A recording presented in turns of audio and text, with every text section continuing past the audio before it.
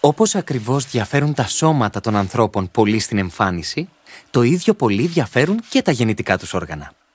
Ένα άτομο που βιολογικά είναι αρσενικό έχει γενικά ένα πέος, ένα όσχεο που περιέχει 2 όρχεις και έναν προκτό που είναι ορατά στο εξωτερικό του σώματός του. Το πέος αποτελείται από νεύρα, αιμοφόρα αγγεία και ιστούς. Δεν έχει καθόλου κόκαλα. Τα πέη ποικίλουν σε μέγεθος. Τα περισσότερα είναι μικρά όταν είναι χαλαρά ή μαλακά.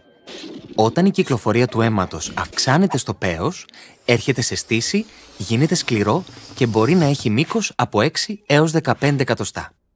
Κάποια άτομα έχουν περιτμημένα πέη, ενώ άλλα εξακολουθούν να έχουν ακροβιστία. Και τα δύο είναι εντάξει. Η τρύπα στο πάνω μέρος του πέους είναι το άνοιγμα της ουρήθρας, το οποίο ενώνεται με την ουροδόχο κίστη για να μπορούν να βγουν τα ούρα από το σώμα. Η ουρήθρα χρησιμοποιείται και για να βγαίνει το σπέρμα, το λευκό υγρό που περιέχει σπερματοζωάρια. Τα ούρα και το σπέρμα δεν μπορούν να βγουν ταυτόχρονα. Όταν ένα άτομο εξπερματώνει ή απελευθερώνει σπέρμα, δεν μπορεί την ίδια στιγμή να απελευθερώσει και ούρα. Κάτω από το πέος κρέμεται το όσχεο. Ένα μαλακό σακουλάκι με λεπτό περίβλημα, το οποίο περιέχει τους όρχεις ή αλλιώς τα μπαλάκια.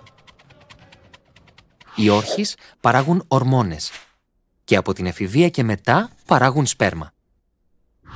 Τα άτομα που βιολογικά είναι αρσενικά έχουν και εσωτερικά αναπαραγωγικά όργανα.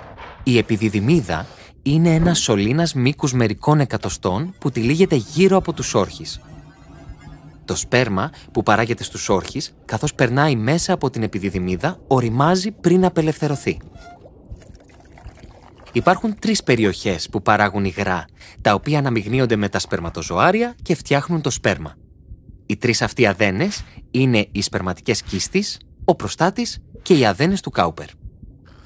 Όταν το πέος έρθει σε στήση, ο μικροσκοπικός αδένας του Κάουπερ εκρίνει μια μικρή ποσότητα προσπερματικού υγρού και εμφανίζεται στην άκρη του πέους, καθαρίζοντας και προετοιμάζοντας την ουρήθρα για την εξπερμάτιση.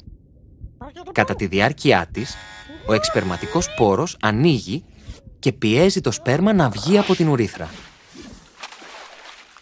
Wow! Τα σώματά μας είναι καταπληκτικά!